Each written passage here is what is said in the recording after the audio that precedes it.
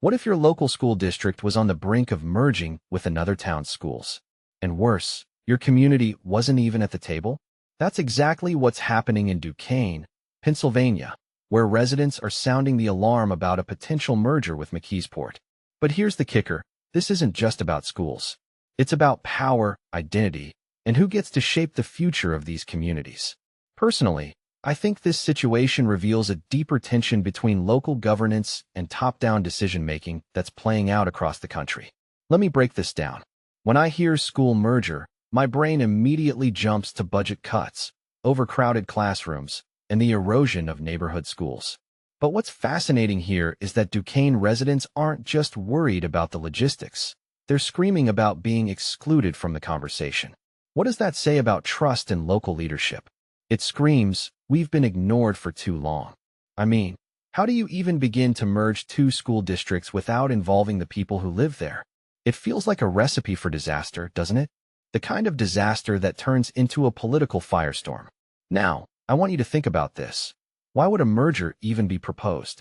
Maybe the districts are struggling financially, or maybe there's pressure from state officials to consolidate resources. But here's what's missing from most coverage: the human element.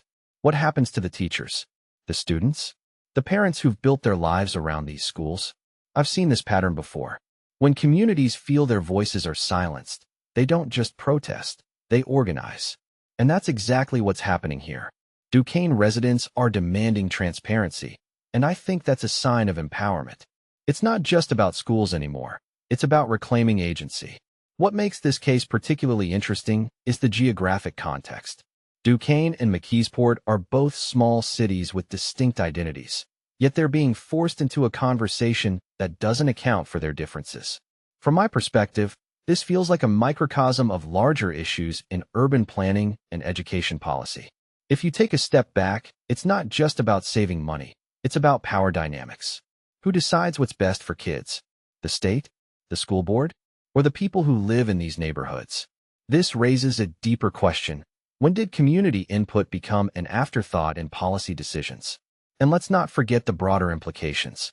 If this merger goes through without proper engagement, it could set a dangerous precedent. Other towns might see this as a blueprint for sidelining local voices in favor of efficiency. But efficiency at what cost? A detail I find fascinating is how often these debates frame mergers as inevitable solutions, ignoring the fact that many of these schools were built to serve specific communities. What this really suggests is that we need to rethink how we value local institutions. Are schools just buildings, or are they the heart of a town's identity? If we lose that, what else do we lose? As I wrap this up, I'm left wondering, what does this mean for the future of Duquesne? Will residents finally get the seat at the table they deserve? Or will this become another story of top-down decisions that ignore the people on the ground? One thing is certain, this isn't just about schools. It's about who gets to shape the future of our communities, and that's a conversation worth having.